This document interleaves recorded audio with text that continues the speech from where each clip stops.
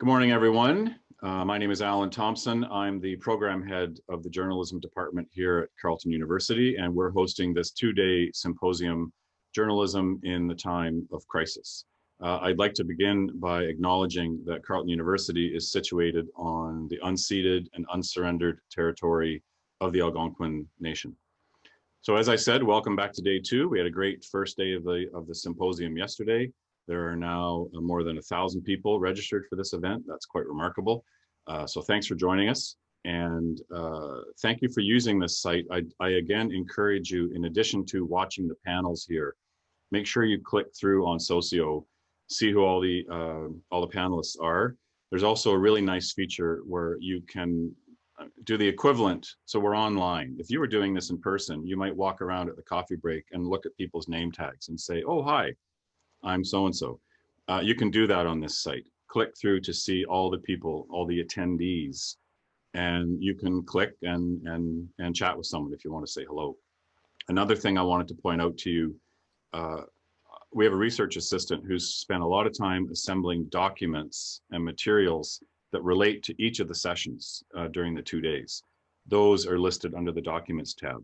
We've also done that in a sort of a crowdsource way. These are Google Docs that we encourage you to link through to and make suggestions for how we could add more material to that section, because the legacy of this project will be a permanent site that hosts all of the YouTube videos of every panel, as well as those documents, and then ultimately a publication that will bring all this material together. The final thing, again, I encourage you, we have 14 journalism students here at Carleton. We are Canada's oldest and best journalism school, so we've got great students. 14 of them are producing a newsroom publication about this event, covering every panel and every speaker, gavel to gavel. Again, go down to the Follow Us tab. You'll see all of their work, especially the medium.com site that is essentially the newsroom for this event. So that brings us to the main event this morning.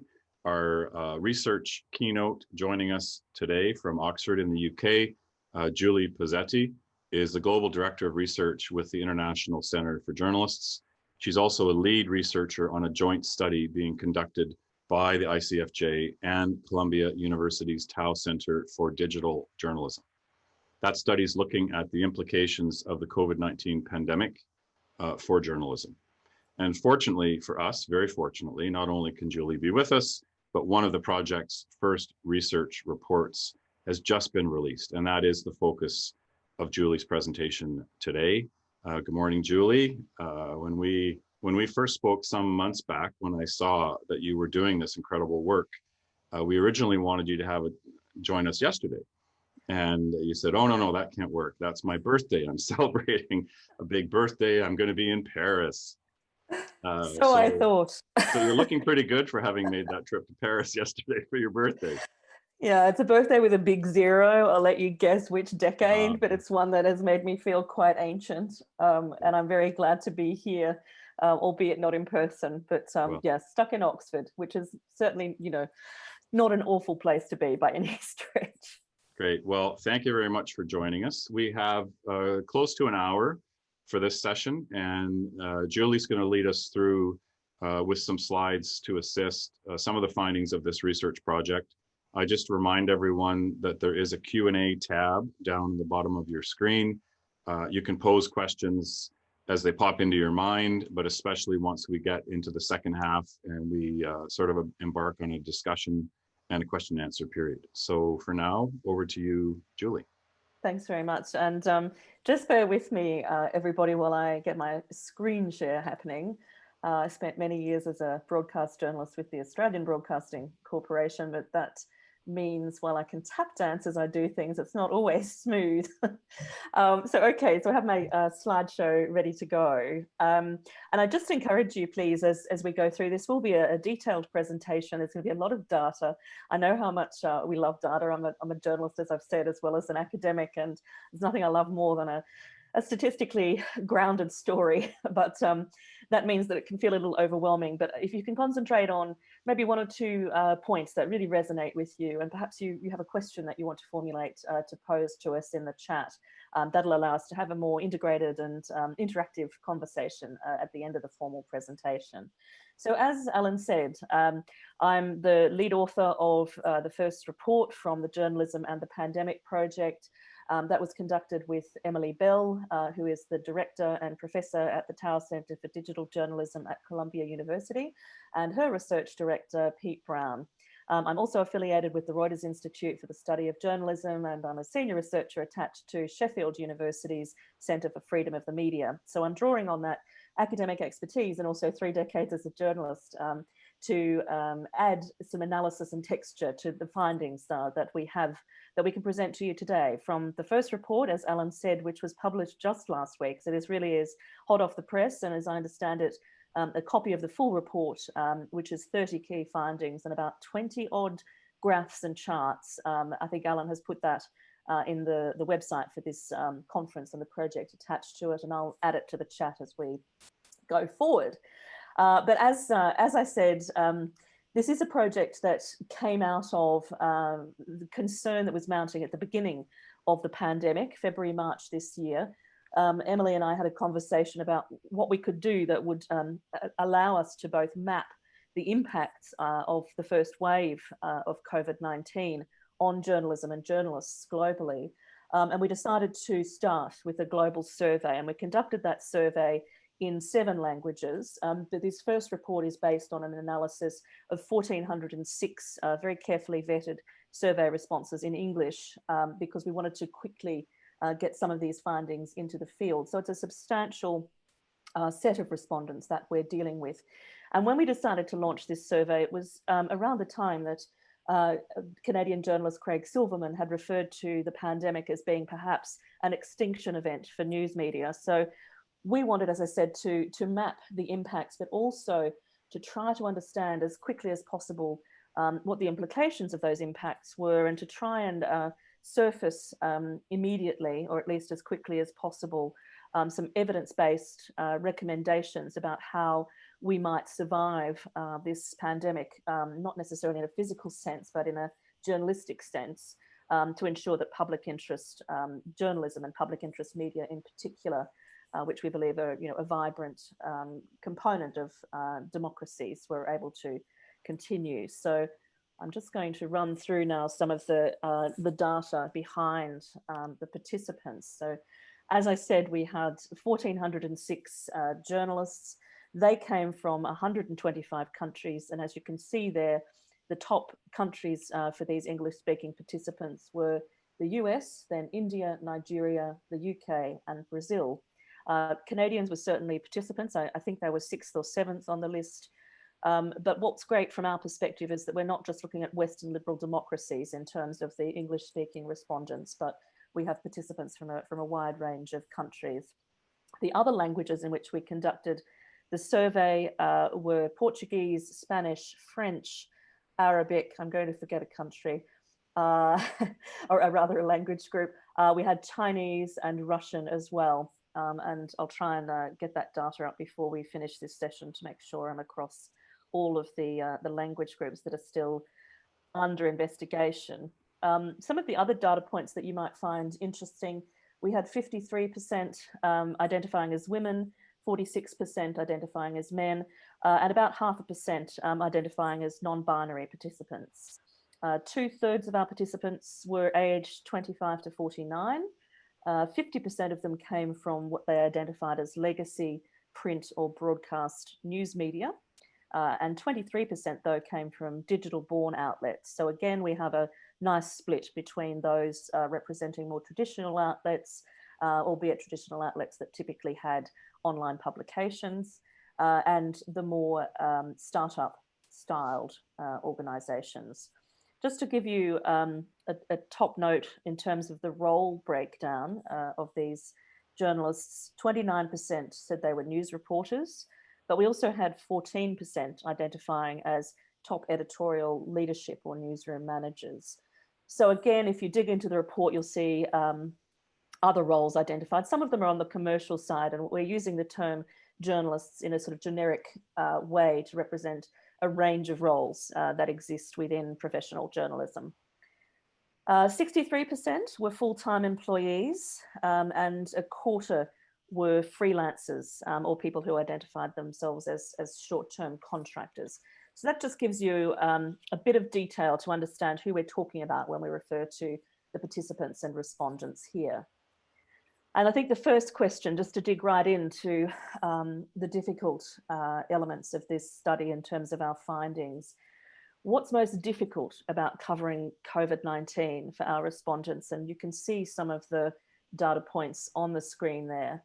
I just want to elaborate on some of these because it's quite clear when you look at this top number of responses there, and there were more options that people could select, and you'll find those in the full study. But it's quite clear that while putting themselves at great physical risk to cover COVID-19, if the reporters were on the front line, and about a quarter of our respondents were still reporting from the front line, there was also a really serious mental health crisis in evidence. And our respondents were indicating, just as we've seen in other smaller scale surveys, that they were struggling to cope at an emotional and psychological level, as well as a physical level. So 70% rated the psychological and emotional impacts of dealing with the crisis as the most difficult aspect of their work. And this question that these responses were made in reference to very much focused on in the daily course of their work, what were the most difficult things.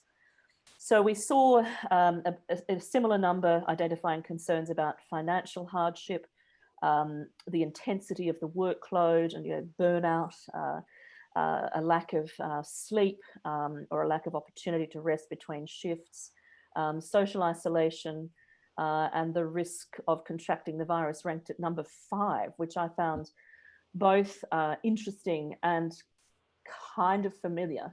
That sense of journalists in the course of reporting on disasters or in war zones of just needing to continue their work, this putting your physical safety second to the actual sense of responsibility to report what's happening before you and to inform your audiences. So that speaks to both the resilience and determination as characteristics of journalists, but it also highlights the increased risk of burnout and fatigue that comes from that sort of exposure.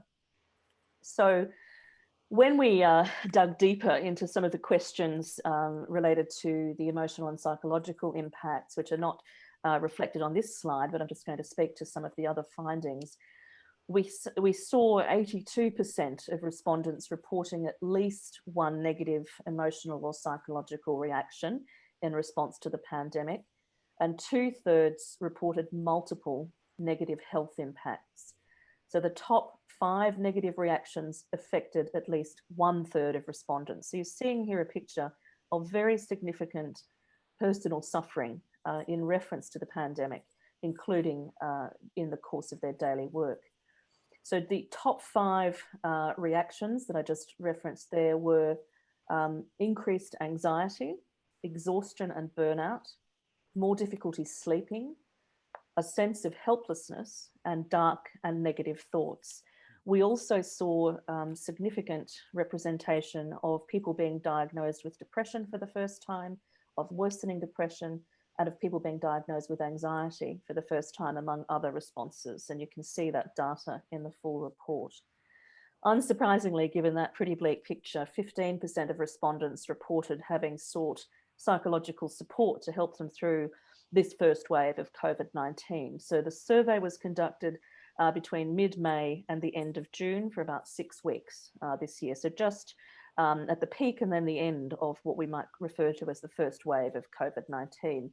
And broadly speaking, we are now, heading full force into the second wave of COVID-19 on a global scale. So the stress that these respondents conveyed, I guess, can be understood in part with reference to some of these other findings. So one of them is that employers seemed to be, certainly those represented by our respondents, failing to adequately support or respond to the mental health impacts and the physical overload that the journalists were reporting. And that's true not just for mental health. As I said, it's physical as well.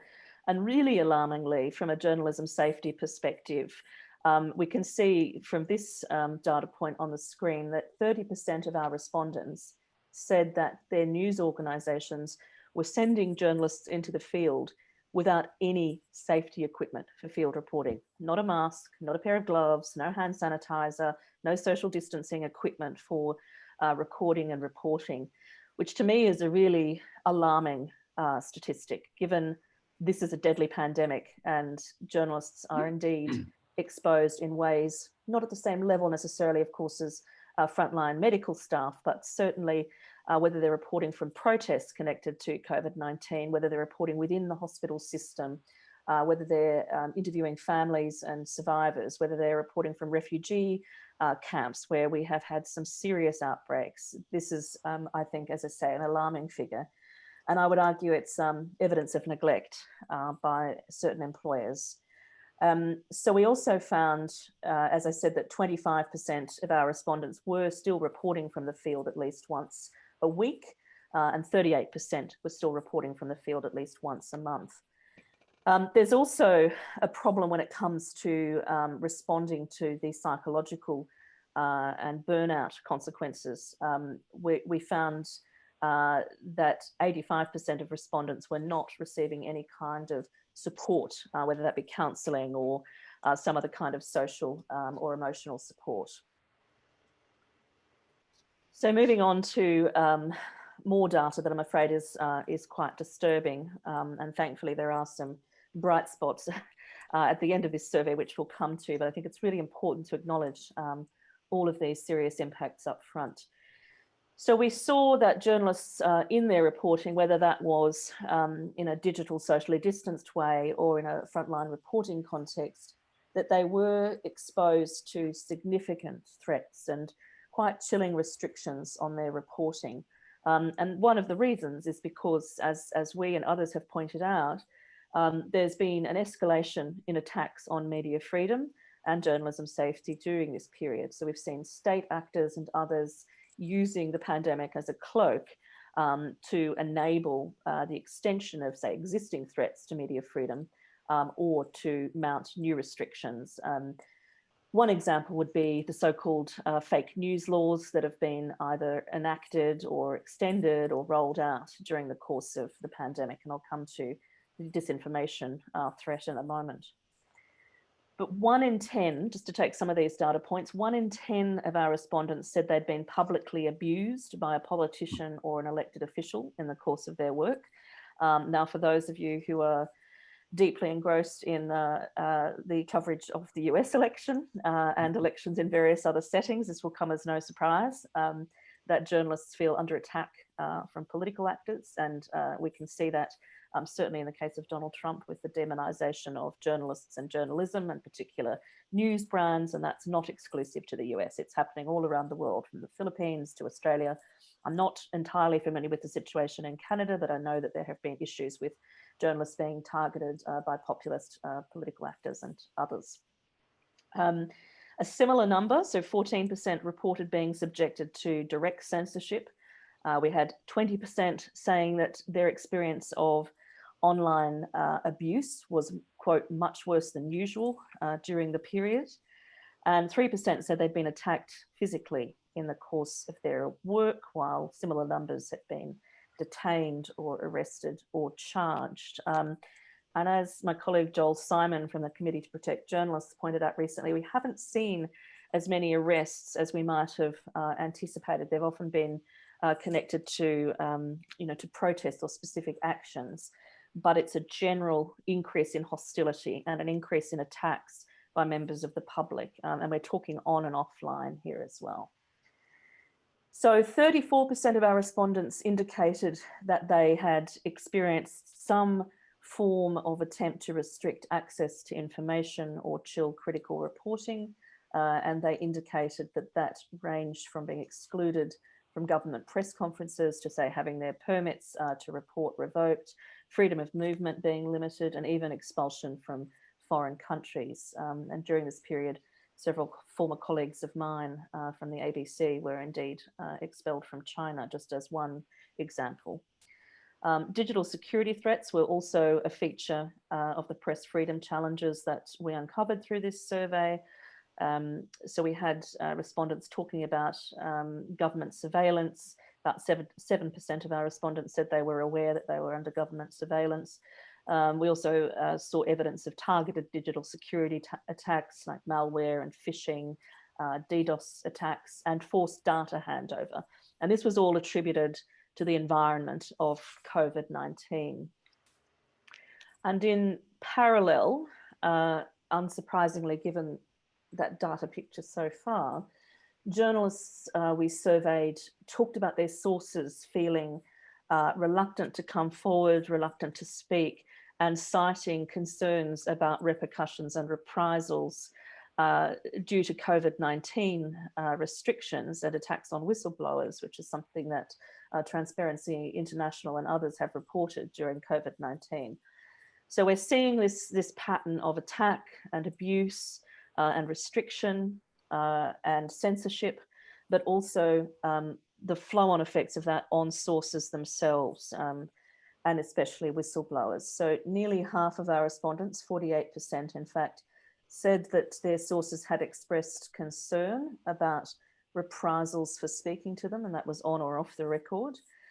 Most of them were concerned about losing their jobs, but fear of being fined or jailed or physically attacked were also prominent features of their reluctance. So this is a picture you can see that identifies how much pressure journalists are under at a personal level, but also in terms of the ability to do their work. And our study also digs into the kinds of adaptations that are needing to be made to deal with things like social distancing and the shutdowns that are occurring within communities to try and deal with the pandemic. But these are the more kind of insidious elements that I'm highlighting here. On top of all that, of course, is the severity of the economic impacts of the pandemic. So we have a slide here that represents the percentage of decline in revenue represented by people who had knowledge of their news organisation's financial situation.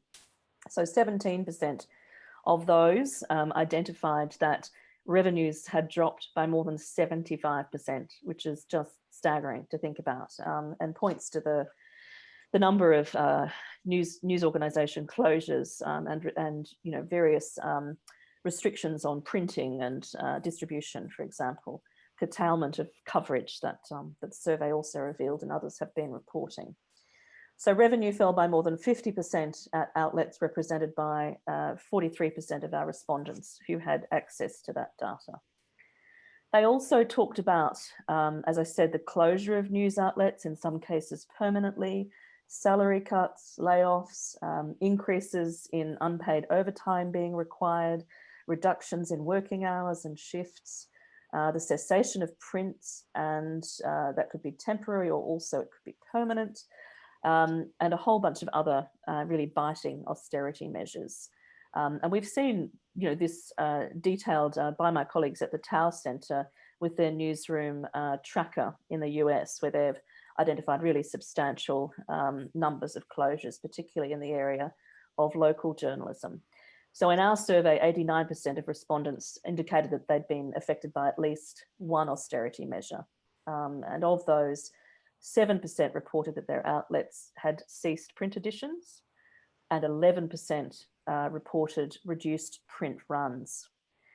So we have a picture here where what we know from some of the data collected at the very outset of the pandemic, there was a significant increase in eyeballs on news content. So many news organisations removed paywalls or temporarily suspended them to ensure people had access to reliable information that was shared in the public interest. There was some hope that there would be a subsequent or parallel increase in subscriptions or membership. We haven't necessarily seen evidence of that yet. We're still in a period where there is a great kind of recalibration going on based on the fact that, internationally, there were still many news organizations reliant significantly or exclusively on advertising revenue. And when the bottom fell out of that in the pandemic as a result of shutdowns around the world, and advertisers, connected to businesses were suffering extremely, we've seen really severe impacts on those sectors of the news media. So there's a lot to unpack just in that, but I'll leave that there for now and move on to the really serious crisis we have in disinformation and what we call, and colleagues, I've studied disinformation responses among news organizations, governments, and the platforms, for example, in a big UN study, which I'll mention at the end of this. We refer to this phenomenon as a disinfodemic. Various terms have been used. The World Health Organization refers to an infodemic. We talk about a disinfodemic because, while the infodemic refers to the general flood or torrent of information, what we have identified is a really significant pandemic level spread, a viral load of disinformation, if you like.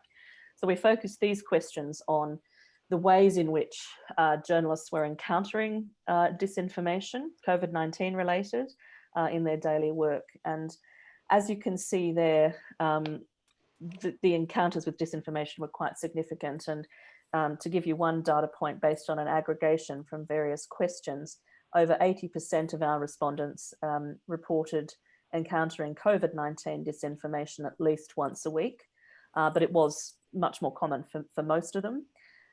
In fact, as you can see there, 1/3 or over 1/3 reported seeing disinformation many times a week, and 28% said many times a day. And this is the first large-scale survey of journalists since the pandemic began. So I think this information is particularly interesting to get a sense of how journalists are experiencing this disinformation crisis, since they are both targets of disinformation actors, but also their job of reporting on a pandemic of this scale and significance is made so much more difficult by the flood of disinformation. So who do journalists cite as top sources of disinformation? And it's not surprising that about half identified regular citizens when you consider what we know about QAnon, for example, as a sort of disinformation-laced conspiracy theory that is spread peer-to-peer on social networks. But if you look at those breakdowns there for political leaders and elected officials and identifiable government agencies or their spokespeople, and also government-sponsored troll networks, you can see that even though we can't technically represent a figure that's cumulative there, the second top identifiable group is political leaders and elected officials, and we also had significant responses to those other groups of political actors. And so what we see here is evidence of a real lack of trust in political and governmental actors based on a perception of those government officials being a major source of disinformation.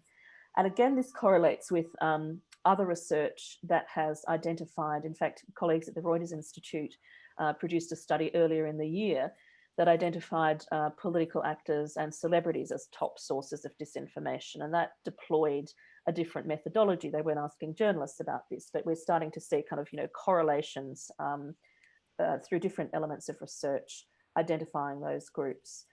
And I think, that highlights really the serious problem we have with democracy and the threat to elections that comes with this level of disinformation, although this is specifically in reference to a pandemic.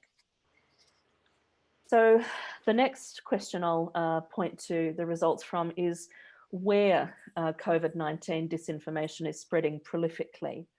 And as you can see, and again, this should come as no surprise given the current news discourses, that Facebook was most frequently identified as a prolific disinformation spreader or vector. So we had 66% identifying Facebook. But it's also important to note that Facebook owned WhatsApp, Instagram, and Facebook Messenger also were identified as prolific spreaders rather of disinformation. The next highest nominated group in the social media company space was Twitter, with 42% of respondents saying they were a prolific disinformation vector or enabler. But that's a pretty big gap between Twitter and Facebook. And I think it's also particularly relevant when you consider that Twitter is really a preferred social media space for journalists doing their work within the sort of social journalism territory. So just some other data points on this that are relevant to bring forward. When it came to reporting disinformation to the platforms, 82% of respondents said they'd reported disinformation to at least one of the companies we identified. So that's a relatively high rate of, an attempt to get action in response to disinformation that the journalists had seen. And a quarter said they had reported disinformation to Facebook, which was by far the biggest group identifying a specific platform that they had reported disinformation to. But what happened when they reported this disinformation? Well, 46% of our respondents said they were dissatisfied or very dissatisfied with the social media companies' responses, and only 8% were satisfied. In fact, and I think this is important to underline, the most common response they said they got was actually no response at all. So very frustrating and evidence of, despite all of the public relations from social media companies around the epic efforts they're making during the pandemic to combat disinformation, we can see from this evidence that they are not succeeding, at least not in the eyes of journalists who we surveyed, in dealing with this quickly enough or seriously enough. So there are a number of disconnects and paradoxes evidence in the research from our analysis.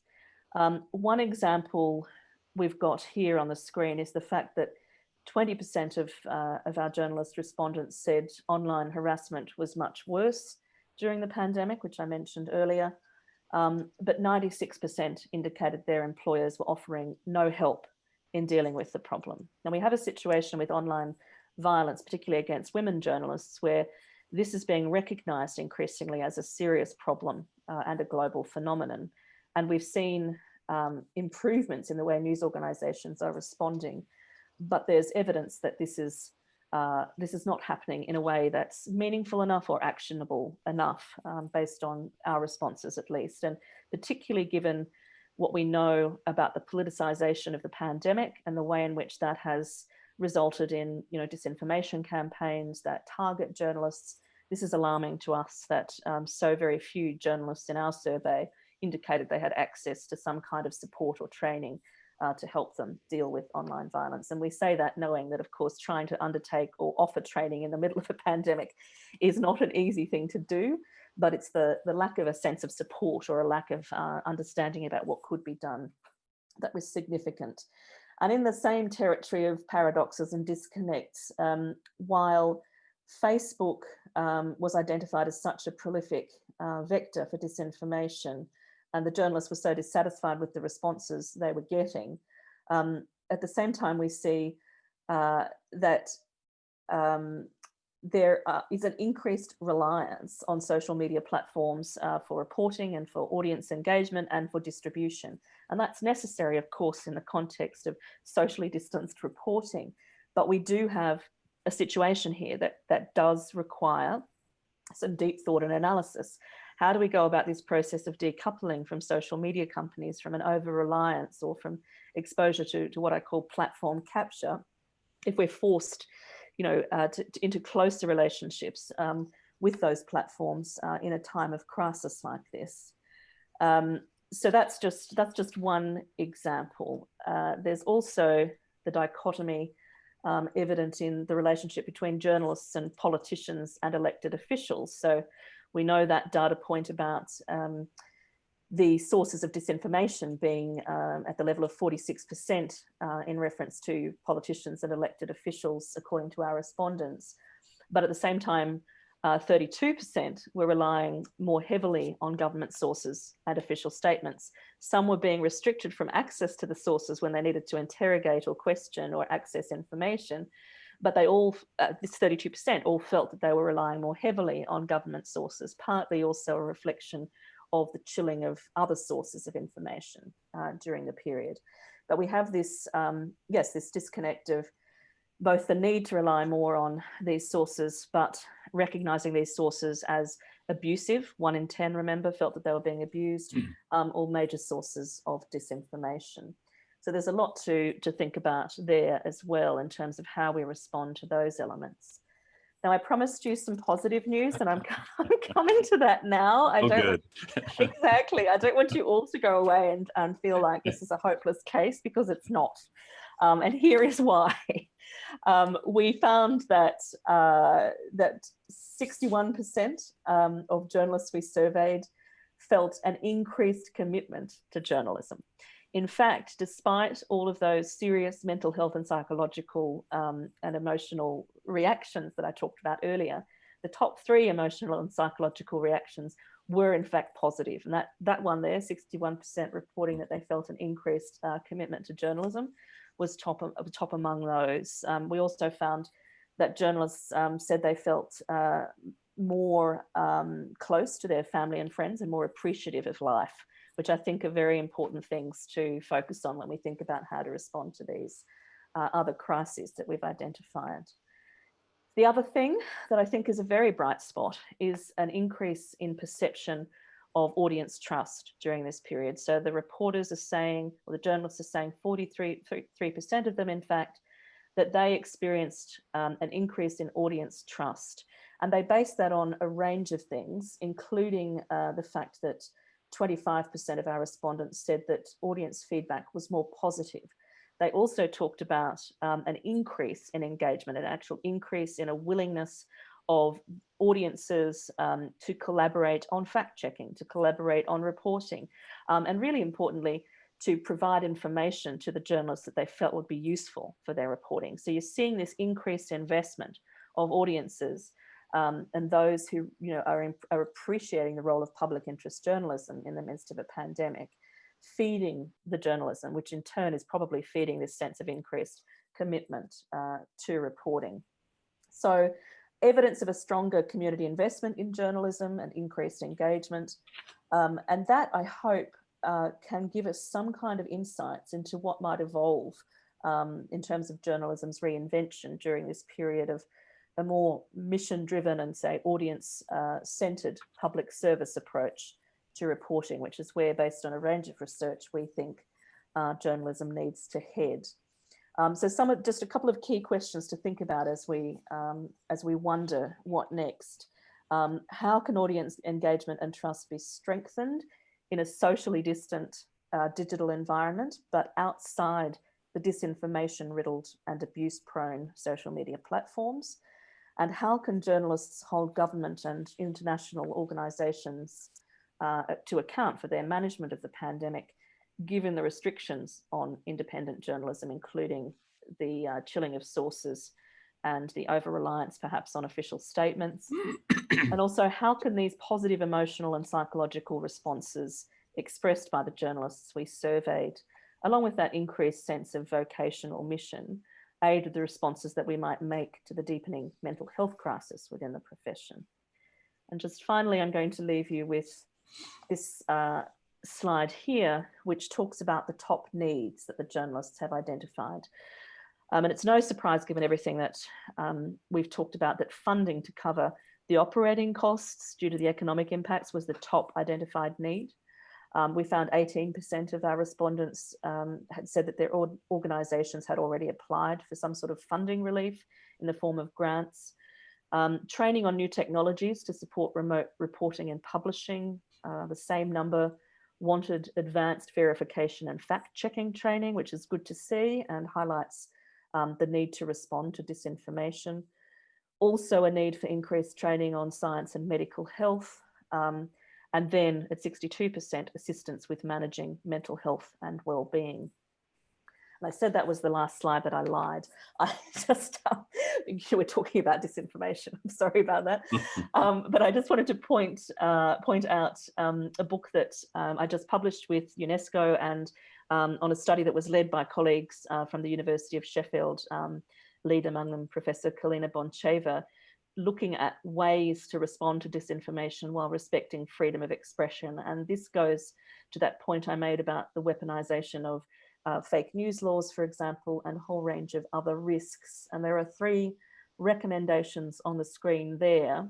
And I'll put a link to this report too, it's a book length report, but it's free to download in the chat as we go through the question part of this session. But we really are in a situation, I think, where we have to address this crisis in disinformation in a way that is urgent and appropriate, with platforms taking responsibility and acting more accountably, but at the same time figuring out how do we ensure that that press freedom, that media freedom, that journalism safety are not compromised unnecessarily in this process. And my colleague, the UNESCO director who commissioned this book, Guy Berger, is on a panel later this afternoon at this conference. So hopefully he'll be able to dig into some of that. And that is where I am going to leave the formal presentation and hope to find some questions. Wow. So yes, a lot to take in. But also you touch on every panel in this event, right? We have 17 panels, and we're looking at mental health, safety, impact on the industry. Yesterday morning, we started with your former colleague, Richard Fletcher, who interestingly was looking at this from the vantage point of the audience. Right? Exactly. Yeah. And now you're bringing us the vantage point of the journalists. And I almost wonder if I should have started this morning with one of those disclaimers that you see on television, the trigger warning. Please be advised that this presentation will contain shocking. Do you know what we almost felt like that with the report as well, that this is a lot to take in. We found 2 things: that journalists are responding with a sense of catharsis. This is kind of confirming for them, it's putting some meat on their feelings and their responses, and they had a sense of not being alone. So we had quite a few journalists tweeting at us about, very bravely, tweeting at us about their own psychological trauma in reference to reporting this, whether that was because of vicarious trauma from exposure to digital, data, or the lived experience of people who'd suffered with COVID-19 or a death, or just the fatigue, the sheer exhaustion that comes from an ongoing participation. But it is really, it's bloody hard. There's no sugarcoating this. It's and we started this project kind of quite, with a relative optimism. A lot of people were talking about this being a moment for journalism's reinvention. And when we dug into the data, and we were at a stage in the pandemic at that point where it felt so inappropriate to be framing it from that perspective. There is an element of that, no doubt. We've had to speed up the digital transformation of journalism where it was lagging, and be very creative in our responses to getting around restrictions on reporting. But we can't overemphasize the opportunity for reimagining journalism at a time when we're still really in the belly of the beast of this pandemic. And I think so apologies to people who may feel overwhelmed by that, but it is what it is. So it's so fascinating when asked to talk about the difficulty of doing this work. Not one of those top responses dealt with the content in a sense, right? And often I remember the journalistic angst heading out on a story. Am I going to be able to get this, capture this story, find the sources and the information I need? This overwhelming preoccupation with mental health, job security, isolation, personal risk of injury or contracting. So we have a panel coming up right after this on the underreporting of the racialized impact of COVID, which I think is a huge issue. But I also wonder if, and maybe journalists are worried that this will appear to be navel gazing, but is there not a huge story here about the frontline essential workers in journalism who this research was done halfway through this period? We're now entering into the second wave. Is this not a major crisis in our industry? Yeah, if you dig into the full report, obviously I couldn't share all of the data with you in a presentation, but you'll see that ethical challenges also were identified, at a significant rate as being issues of great concern. And I would imagine we haven't had a time yet to dig into the open-ended responses to some of these questions, but I expect to find there concerns about issues around, the inequality of contracting the virus, inequality of frontline workers, insofar as racial and cultural, structural issues go. I mean, it's the same picture around the world. I'm in the UK, and we see a disproportionate number of South Asian and African and Caribbean origin people who are working in essential services. So that's everything from garbage collecting to nursing and medicine. And we see, contraction rates that are really alarming, and access to health services. While the UK has, like Canada, a universal approach to healthcare, there are still structural inequalities that affect that.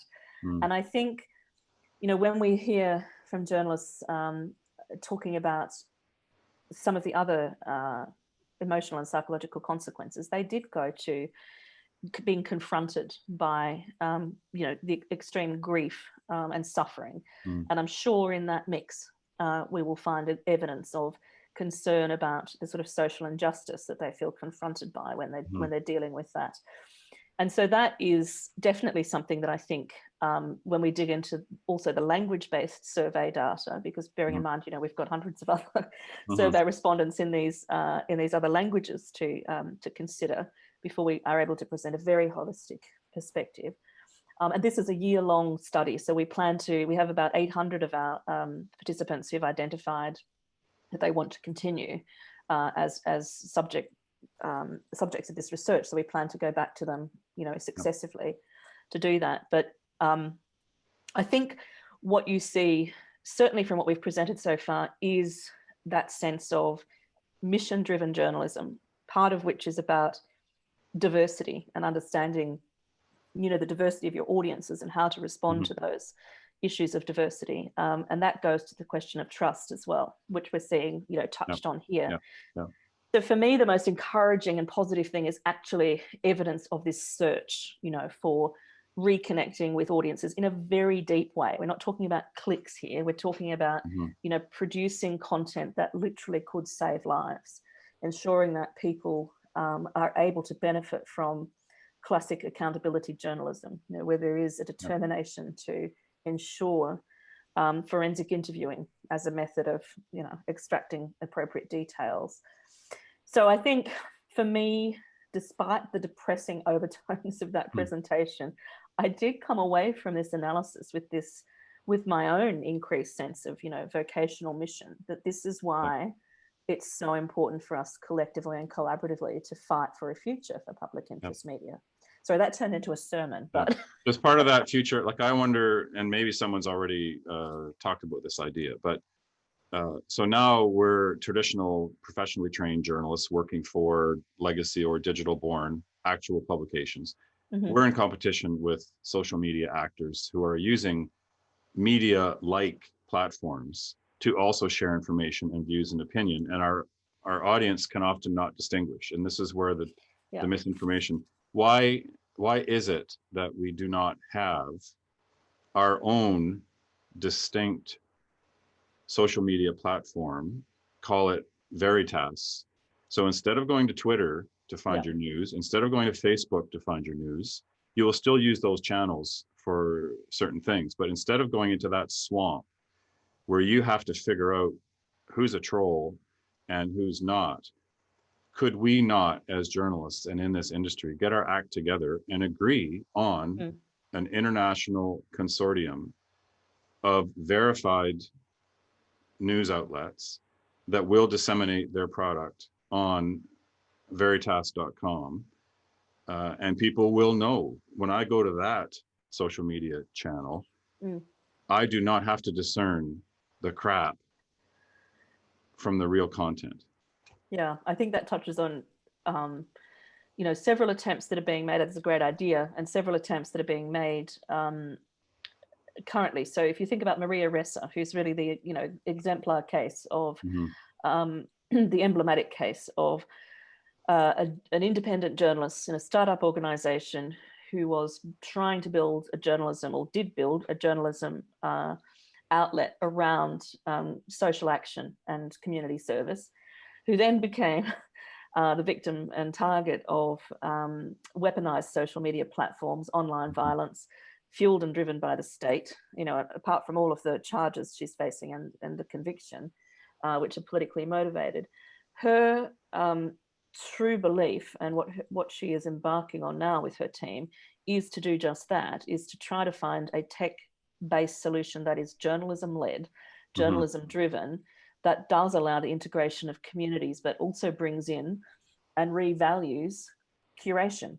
I mean, we went through a period of dramatic, I hate using the word disruption because it's one of those tech terms like platform that sort of denotes something that is not as significant as what actually happened. This was this revolutionary period where the tools of news production and commentary were democratized with many, many very positive effects, it has to be said. But at the same time, there was a kind of period where I think many of us who worked in digital journalism and studied it felt a bit embarrassed about the attempt to reassert editorial professional curation as a gold standard, when we had to acknowledge that, you know, human rights lawyer here who blogged and, you know, medical expert here who ran a newsletter about, you know, disease A, that these were, of course, reliable, trustworthy sources who were not journalists. So we had to go through this period, I think, of really redefining the boundaries of factual reporting and sources of news and information in a way that was more collaborative with trusted sources and experts. But now we're at a period, I think, where we have to reinforce and recognize the value of professional curation, especially, you know, underlining ethical, independent, critical journalism. I mean, I come from Australia, where the former Prime Minister, Kevin Rudd, is currently calling for a royal commission into the Murdoch press because of its disinformation-prone coverage and its effect on Australian democracy. So this is a complex question. It's not a case of all media being innocent and all criticism of the media being illegitimate. That's not the case at all. But we are in a very, very, very dangerous period where it becomes so hard for citizens, in terms of who to vote for, in terms of what medicine to take or which drugs to reject, to determine what is true, to the extent that it's not even what is true and false anymore. It's just everything is too hard to process, so we're not going to believe anything. And your categorization in the question about disinformation, misinformation, where is it coming from? When people say political leaders and elected officials as one category, attention-seeking trolls as another category, and we've got a president of the United States who actually fits better in the attention-seeking troll category than the political leader category. Yeah, you're not the first person to make that observation. And yet, what do? We just keep saying this, and we sound partisan or that we've lost objectivity. But it's a huge, like the challenge, and this is, I keep asking people, so what is the most important lesson that we're going to draw from this pandemic? And it's why we called the conference Journalism in the Time of Crisis rather than Journalism and the Pandemic. Yeah. Because I'm hoping that we draw, and I do wonder if this misinformation piece, here's a time when people really need reliable, trustworthy journalism to navigate their lives and to stay alive. Yes, literally. And they're having to deal with this dichotomy of trying to decipher. And so going forward, I think we really do have to explore more, rather than being co-opted by social media. Now they've become part of our delivery mechanism for sharing our content. Maybe we need our own platform as journalists. Yeah, indeed. And that's back to that sort of Maria Ressa example. They are trying to develop a platform called Lighthouse, which they've started to use, but which is still, in development as they use it, which is drawing on AI and, all of the latest technologies. But it's designed in a way to move people to action. So I think we also, we are in a period of, there's a great reckoning going on in the US, as you well know, and in other, parts of the world, Australia, Canada, where we have wedded ourselves to a US tradition of objectivity. And I have some problems with the way objectivity, has traditionally been defined in journalism. I don't think that what we're describing here is an issue of partisanship. I think it's an issue of defense of democracy. You know, it's an issue of human rights support, you know, and an opposition to human rights violations. Those things should not be considered to be partisan. Those things are fundamental to our capacity to exist. And as public service journalists, which is not to say we work for necessarily a public broadcaster, but we see our role as in the service of the public, then those things I think are fundamentally important. And that's really taking us back to the roots of journalism, right? It was speaking truth to power. It was ensuring that there was accountability and that we were providing a service that synthesized information, investigated it, and ultimately eventually did draw conclusions. And, you know, so we need to ensure that I think in these discussions, we're not sidetracked by people who want to say you can't draw conclusions in journalism that might reflect badly on a political actor, or that equals partisanship. It does not. It equals the outcome of a good investigation, hopefully, if you're able to draw a conclusion that political candidate A misappropriated funds, or, you know, political candidate B misrepresented the pandemic. You know, these are not partisan conclusions. Sorry, I went off on a sidebar. No, but I think, I mean, you ended with these key questions, and I think we do have a minute or two left, so that's probably where we're gonna wrap up as well. But just this challenge of strengthening audience engagement. I do want to take a question. I had somebody who raised their hand and did put a question. Alexander Javier, journalism is an old institution, an essential and prescribed member of civil society, independent. Why are journalists acting as spectators when they should be fully self-regulating? What is journalism doing to take control of its future and continue providing its duty to society? I think that's, do you want me to have a go at answering that? Yeah, for sure. And that's where we'll end, I think. Okay. So I think, I mean, that's a complex question. I think you'll find that journalists are increasingly collaborative when it comes to thinking about how the profession might survive, and increasingly willing to have public debates and discussions. This is partly as a product of their engagements with audiences through social media.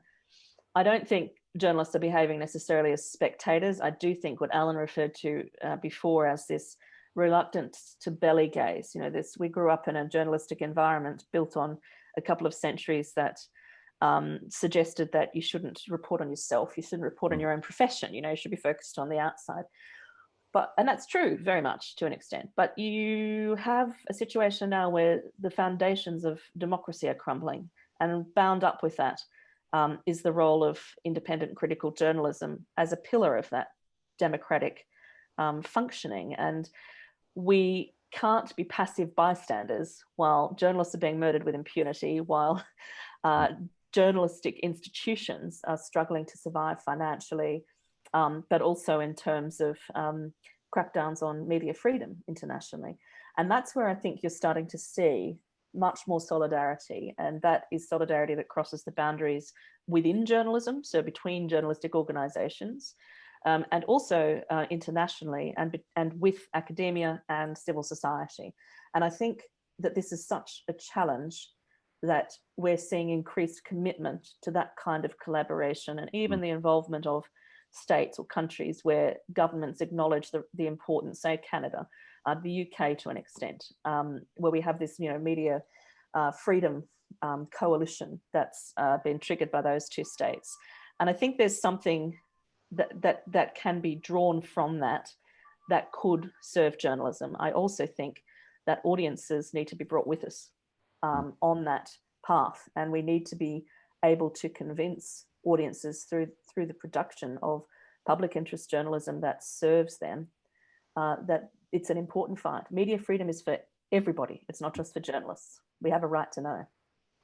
Julie, I want to thank you. This has been just spectacular, and the best day of your new decade by far. So thank you so much. So thank you so very, very much. Thank you to everyone for attending, and please make sure you tune in. Our next panel is the underreporting of the racialized impact of COVID, starting just in a few moments back on Socio. So thanks again, Julie, and thanks, you Alan, to everyone for taking part. Thanks for inviting me. Be well, everybody. Take care.